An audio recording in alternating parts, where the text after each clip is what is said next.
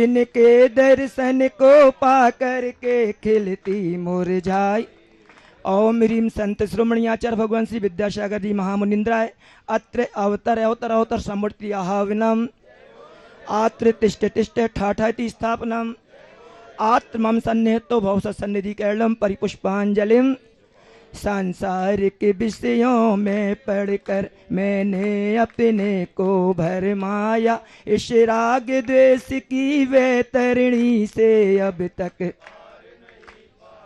तब विद्या सिंधु के जल कण से भव कालुष धोने आया। आना जाना मिट जाए मेरा यह बंध काटने।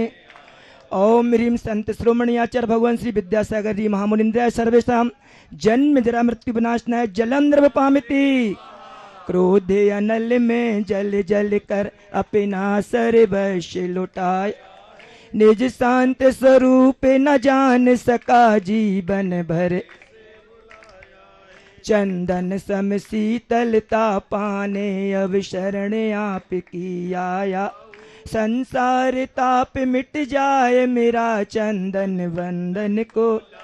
ओम ह्रीम संत श्रोमणियाचार्य भगवान श्री विद्यासागर जी महामुनिंद्राय सर्वेषाम संसार ताप नाशनाय चंदनम द्रव्य पामिति। जड़ को ना मैंने जड़ समझा नहीं अक्षय निधि को, अपने तो केवल सपने थे भ्रम और जगत का। चरणों में अर्पित अक्षत है अक्षय पद मुझको मिल, तब ज्ञान अरुण की किरणों से यह हृदय कमल भी। ओम ह्रीम संत श्रोमणियाचार्य भगवान श्री विद्यासागर जी महामुनिंद्राय सर्वेषाम अखंड अक्षपद प्राप्त अक्षतान्नर्भ पामिति। इस विषय भोग की मदिरा पी में बना सदा से, तृष्णा को तृप्त करें जितनी उतनी बढ़ती। मैं काम भाव विध्वंस हेतु मन सुमन चढ़ाने, यह मदन विजेता बन न सके यह भाव हृदय में। ओम ह्रीम संत श्रोमणियाचार्य भगवान श्री विद्यासागर जी महामुनिंद्राय सर्वेषाम कामवाण विध्वंसनाय पुष्पम द्रव्य पामिति। इस क्षुधा रोग की व्यथा कथा भव भव में कहता, अति भक्ष अभक्ष बके फिर भी मन तृप्त नहीं। नय वेद समर्पित करके मैं तृष्णा की भूख मिटाऊं, अब और अधिक ना भटक सके यह। ओम ह्रीम संत श्रोमणियाचार्य भगवान श्री विद्यासागर जी महामुनिंद्राय सर्वेषाम महाक्षुदारोग नाशनाय नैवेद्यम द्रव्य पामिति। मोह अंधकार से व्याकुल हो निज को नहीं मैंने पहचान, मैं राग द्वेष में लिप्त रहा इस हाथ रहा। यह दीप समर्पित है मुनिवर मेरा, तम दूर भगा देना तुम ज्ञान दीप की मम अंतर दीप। ओम ह्रीम संत श्रोमणियाचार्य भगवान श्री विद्यासागर जी महामुनिंद्राय सर्वेषाम महामोह अंधकार विनाशनाय दीपम द्रव्य पामिति।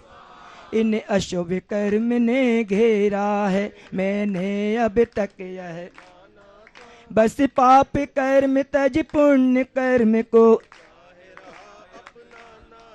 शुभ अशुभ कर्म सब रिपुदल है मैं इन्हें जलाने आया, इसलिए गुरु जी के चरणों में अब धूप चढ़ाने। ओम ह्रीम संत श्रोमणियाचार्य भगवान श्री विद्यासागर जी महामुनिंद्राय सर्वेषाम अष्ट कर्म दहनाय धूपम द्रव्य पामिति। भोगों को इतना भोगा कि खुद को ही भोग बना, साध्य और साधक का अंतर मैंने, मैं चिदानंद में लीन रहूं पूजा का यह फल पाना है, पाना था जिसके। ओम ह्रीम संत श्रोमणियाचार्य भगवान श्री विद्यासागर जी महामुनिंद्राय सर्वेषाम महामोक्ष फल प्राप्त है फलम द्रव्य पामिति। जग के वैभव को पाकर मैं निश दिन के सायल मस्त रहा, चारों गतियों की ठोकर को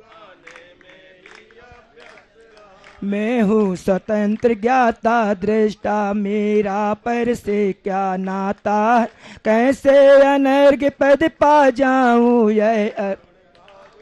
ओम ह्रीम संत श्रोमणी आचार्य भगवान श्री विद्यासागर जी महामुंद्रदाय अनर्प प्राप्त है अर्घ्यम नृपांति, भावों की निर्मल अभिगाहन करने, सबका सारा दुख दर्द हरो यह अर्घ भेंटने।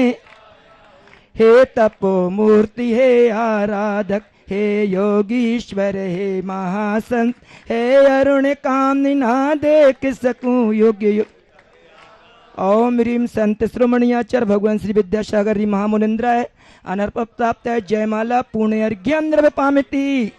जय बोलो आचार्य भगवान श्री विद्यासागर जी महामुनि राज की, पूज्य निरापक श्रमण मुनि श्री प्रसाद सागर जी महाराज की, पूज्य मुनि श्री चंद्र प्रभु सागर जी महाराज की, पूज्य निर्मय रामेश सागर जी महामुनि राज की जय। नमोस्तु भगवान नमोस्तु।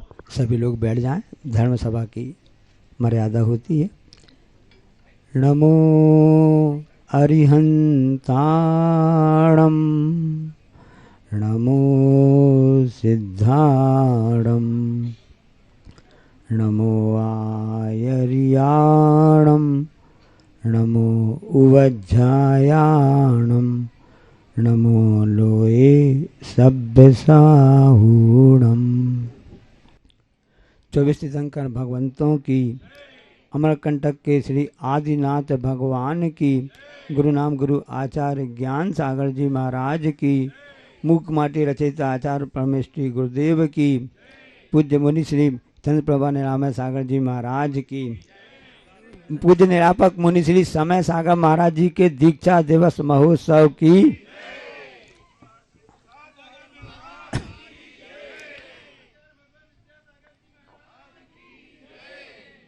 भूख लगने पर भोजन करना यह कहलाती है प्रकृति।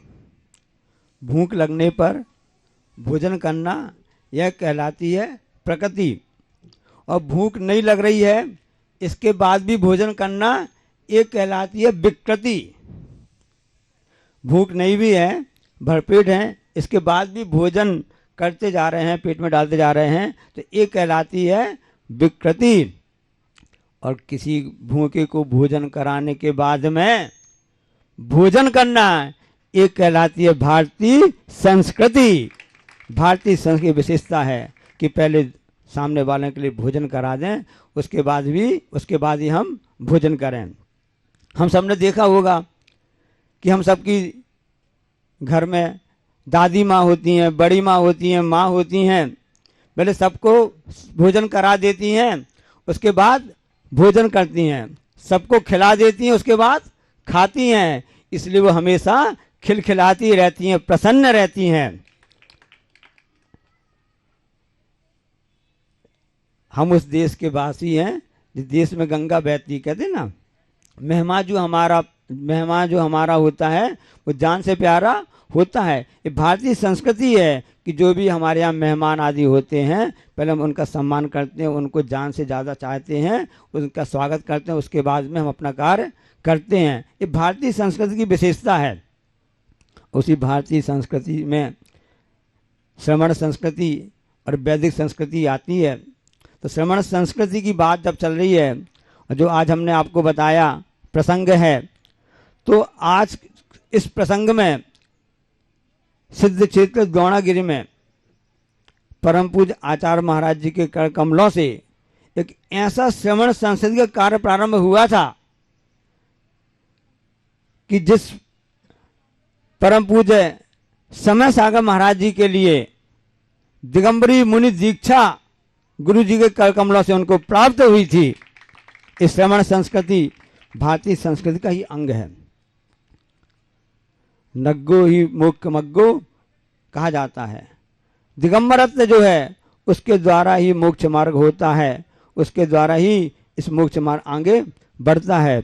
इसलिए साधक के लिए सबसे पहले दिगंबरी दीक्षा की बात होती है।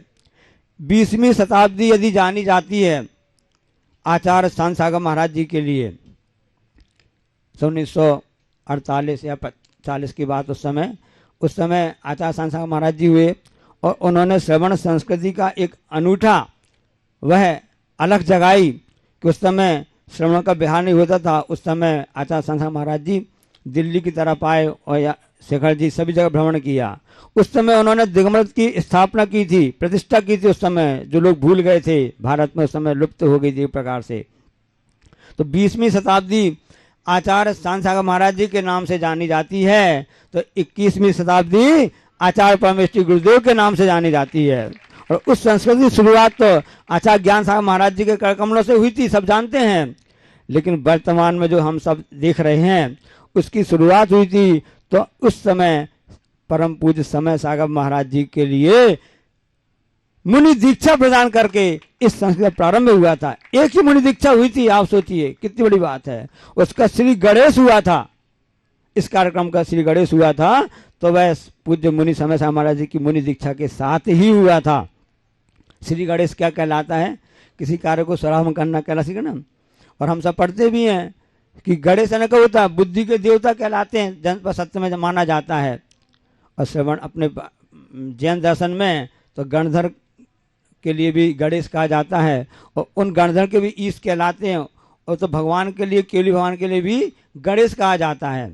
ज्ञान पूज्य आपका इसीलिए कहलाते बुद्ध, भुवनत्रय के सुख संवर्धक, अतः तुम्ही शंकर हो शुद्ध, मोक्ष मार्ग के आर्ध प्रवर्धक, अतः विधाता कहें गणेश, तुम सब अवनी पर पुरुषोत्तम, और कौन होगा अखिलेश। तो ऐसे 3 लोग के त्रिभुवन भगवान नाथ की स्तुति करते हुए आचार्य अपने मानतुंग गदा महाराज जी भक्तामृत स्तोत्र में कहते हैं ना कि भगवान आप तो गणेश हैं, आप ही बुद्ध हैं, आप ही अखिलेश हैं, क्योंकि आपने 3 लोगों को जीत लिया है, आपने ऐसे कर्मों को नष्ट कर दिया है। उसी प्रकार से कर्मों को नष्ट करने के लिए यह वेश धारण किया जाता है। नग्नता ही मोक्ष मार्ग है, उसके द्वारा ही दिगंबरत की बात कर रहे हैं, यहाँ पर उसकी बात कर रहे हैं, जिसकी आज किस प्रसंग में प्रारंभ हुआ था वह कार्यक्रम, वो भी आचार्य के कमलों से। इसलिए इस प्रसंग में ये कहना चाहते हैं, सबकी भावना रहती है दीक्षा लेने की, सबकी रहती है ना, और सबके दिए हम ये भावना भाते हैं कि जिन जिनों की सबकी भावना है, जितने भी छुल्लक महाराज जी हैं, ईलक महाराज जी हैं, ब्रह्मचारी भाई लोग हैं, और जो इसी में महिला वर्ग भी है ना, सभी चाहते हैं कि हमको गुरु के कर कमलों से दीक्षा प्राप्त हो। इसे हम भी सब भावना भाते हैं कि आप सबकी भावना पूर्ण हो। और यह तभी हो सकता है जब मन में करुणा की, दया की भावना होती है, क्योंकि जैन दर्शन करुणा प्रधान, अहिंसा प्रधान धर्म कहलाता है। ऐसा नहीं कि सब हम सब ने ठेका लेके रखा है। एक संत हुए तुकाराम जी, आपने नाम सुना होगा, बहुत ही सज्जन थे, महाराष्ट्र में हुए हैं। और से जब उनके लिए कहा गया कि आज त्योहार का दिन है, घर में धर्मपत्नी ने कहा तो कुछ गन्ने वगैरह ले आइए, गन्ने की पूजा आदि होती है ना। हाँ है, हाँ सामने लगाते हैं, घर के सामने से लगाते हैं गन्ने वगैरह, तो लेते आइए। ठीक है, चले जाते हैं। वो किसी खेत में गए, किसान से बोला ऐसा ऐसा है, किसान उदार सा, उसने उनके लिए पूरा गन्ने का गट्ठा दे दिया। ये तो सज्जन पुरुष हैं, अच्छे विद्वान व्यक्ति सब हैं, और गन्ने का पूरा गट्ठा उनके लिए प्रदान कर दिया। अब वो अपने कंधे में गन्ने का गट्ठा लेकर के आगे आ रहे थे। बच्चों ने देखा, गांव से निकल रहे थे, बच्चों ने देखा, अरे ये तो दादाजी गन्ने का गट्ठा लेकर के जा रहे हैं, सीधे साधे हैं, कुछ कहेंगे नहीं। उसने एक बच्चे ने गन्ने का पीछे से खींच लिया। बच्चों की आदत रहती है, बैलगाड़ी में जब पहले सब कोई सामान जाता रहता ना, बैलगाड़ी में चढ़ जाते बच्चे, उसी में बैठते रहते हैं, किसी दूसरे को बैठने का मौका नहीं मिलता ना, वो चिल्लाने लगता है बैलगाड़ी वाले गाने कि आपकी गाड़ी में बच्चा बैठा है। एक बच्चे ने गन्ना खींच लिया, अब एक को प्राप्त हो गया, उसने कहा हमको दे दो, नहीं हम नहीं देंगे, तुम अपनी व्यवस्था करो। तो दूसरा बच्चा भी गया और उसने भी उस गन्ना के उस जो गट्ठा लिए थे दादा संत तुकाराम जी, उसे गन्ना खींच करके उन्होंने ले लिया। इस तरह से देखते देखते ये स्थिति बनी कि गन्ने का गट्ठे में से पूरे गन्ने गायब थे, उनके कंधे में एक ही गन्ना बचा हुआ था। देखो वो चाहे तो नहीं कर सकते थे, एक क्या कर, बच्चे क्या कर रहे हो तुम लोग, ऐसा क्यों कर रहे हो? क्योंकि अपन सुना कि ऐसे ऐसे भी सांसा महाराज जी के समय की बात है कि उनके लिए खेत में सुरक्षा के लिए उनको जब घर में थे किया गया तो उनसे कहा गया कि आप खेत में देखना कोई भी पक्षी वगैरह आए उनको उड़ा देना, वो हिसाब से कोई भी इसका खेत को नुकसान ना करें, इसके दाने को न चुगें। तो उस समय कहा ना कि रामचंद्र जी की चिड़िया, रामचंद्र जी का खेत, चुगलो चिड़िया भर भर पेट। तो ऐसे संत तुकाराम जी अपना गन्ना लेके जा रहे हैं। अरे बच्चों के लिए तो है, कोई बात नहीं, बच्चे तो खाने के लिए गन्ना बना हुआ है, बच्चे ठीक बात है, उन्हें ना ही नहीं किया। और जब पहुँचते पहुँचते घर पहुँचे, एक ही गन्ना उनके कंधे में शेष था। अब जब श्रीमती ने देखा कि आपके लिए बोला थी गन्ने ले आना, यहाँ लगाएंगे, उपयोग करेंगे, सब करेंगे, त्यौहार का दिन है, अच्छा रहता है। जब देखा तो एक ही गन्ना था। बहुत गुस्सा आया उनके लिए। उनने कहा कि कम से कम घर में 2 प्राणी हैं तो कम से कम 2 गन्ना तो ला दे, एक ही गन्ना लेके आ गए हैं, चुपचाप रहे। तो अब कई बार मौन में भी सामने का गुस्सा हुआ भड़क जाता है, देखा होगा ना। तो उस समय फिर उनकी धर्मपत्नी क्या किया, गन्ना लिया और अपने पति महोदय संत तुकाराम के सिर उसमें मतलब पीठ पे मार दिया। गन्ने के कितने टुकड़े हो गए, 2 टुकड़े हो गए। तो संत तुकाराम ने कहा देखो आप बड़ी समझदार, आपने बहुत अच्छा काम किया है, आप 2 गन्ने कह रहे थे, एक के 2 गन्ने हो गए। ये व्यवस्था हम आपको इसलिए बताना चाह रहे हैं कि हम अपने परिणामों को कैसे संभाल सकते हैं, कैसे बड़े लोगों से, जो बड़े महापुरुष हुए हैं ना, उनसे हम नीति को सीख सकते हैं। वर्तमान में शिक्षा नीति ऐसी हो गई है कि बच्चों के लिए सब कुछ तो बताया जा रहा है, नीति शिक्षा कुछ भी नहीं बताई जा रही है कि परोपकार क्या कहलाता, दया धर्म क्या कहलाता, असहयोग क्या कहलाता है, इसको जानने की आवश्यकता होती है। अभी हम जब पिछले उसमें स्कूल में थे, एक पुस्तक वहाँ पढ़ी थी, बच्चों की कहानियाँ, सबने पढ़ी हुई कहानियाँ। पहले की कहानियाँ तो हम सबके लिए शिक्षाप्रद रहती थी और जीवन में उतारने के लिए रहती थी। उस कहानी को हमको पढ़ा तो हमको याद आ गया, पुरानी बात है कि हाँ देखो उसमें कहानी थी। उस कथानक में बहुत अच्छी बात बताई गई है कि उस समय 2 बकरियां थीं और 2 बकरियां कहीं पर चारा चर रही थीं, पास में नदी बह रही थी। अब एक बकरी ने क्या किया कि नदी के उस पार चली गई किसी प्रकार से। दूसरी बकरी ने देखा कि वहाँ अच्छी हरी हरी घास है और दूसरी बकरी पहली बकरी चली गई है, हमको भी वहाँ पर जाना चाहिए। उसने क्या किया, व्यवस्था देखी कैसे जाती है। तो उसने देखा नदी किनारे पर कोई पेड़ ऐसा बहकर आया था या गिर गया था, तो अपने आप पुल का काम कर रहा था।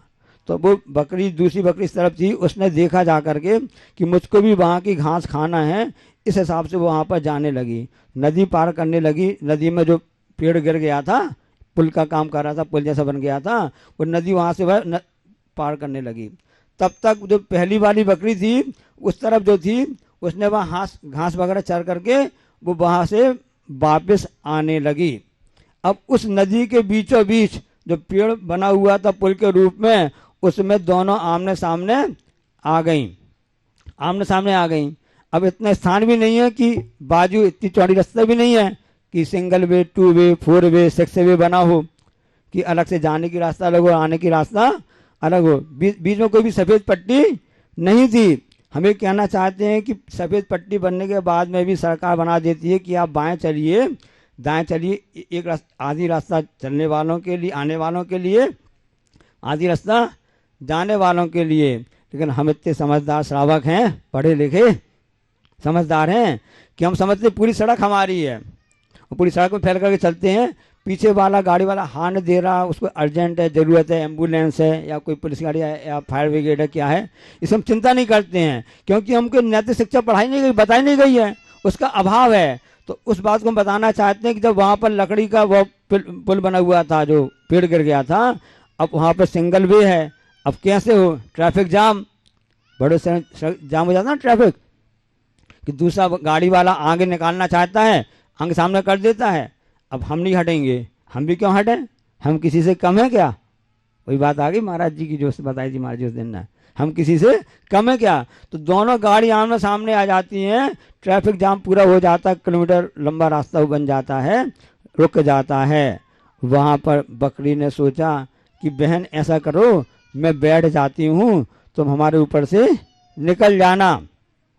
दूसरी कहती नहीं, मैं बैठ जाती हूँ, तुम ऊपर से निकल जाना। उसमें एक बकरी नीचे बैठ गई ऊपर से दूसरी बकरी निकल गई, तो जिसने भोजन कर लिया था, घास खा ली थी, वो इस तरफ आ गई, और जो यहाँ से बकरी गई थी वो उठ के उसको चली गई। दोनों का कार्य हो गया। परस्परोपग्रहो जीवानाम, यह सूत्र जो आचार्य उमा स्वामी महाराज ने सबके लिए बताया है, एक छोटी सी कहानी है। सबने बचपन में स्कूल में कक्षा में सहायक वाचन में पढ़ी होगी, विद्यालय में पढ़ी होगी। इसलिए पिछले एक दिन पहले आचार्य महाराज जी के प्रवचन में कितना आचार्य महाराज जी किसी बात कही थी कि जो विद्यालय है विद्या का आलय है, जहाँ पर विद्यालय का घर है, जहाँ पर विद्या दी जाती है, शिक्षा दी जाती है, ज्ञान दिया जाता है। किस लिए? सर्विस करने के लिए नहीं, अपना व्यक्तित्व बढ़ाने विकास के लिए होता है। मानव जीवन में अच्छे गुण प्राप्त हो इसके लिए दी जाती है शिक्षा। इसका नाम जहाँ दी जाती है उसका नाम है विद्यालय। लेकिन आजकल के लिए विद्यालय का अर्थ उल्टा निकल गया है, विद्या का लय। पर सामने सुना था नहीं सुना था कि वर्तमान में विद्यालय स्कूल तो हैं, लेकिन अधिकतर की बात बता रहे हैं। ऐसा नहीं कि बहुत से विद्यालय ऐसे भी जहाँ पर अभी शिक्षा दी जाती है, तो विद्या का वहाँ पर लय होने लगा, विद्या का समाप्त होने लगा है।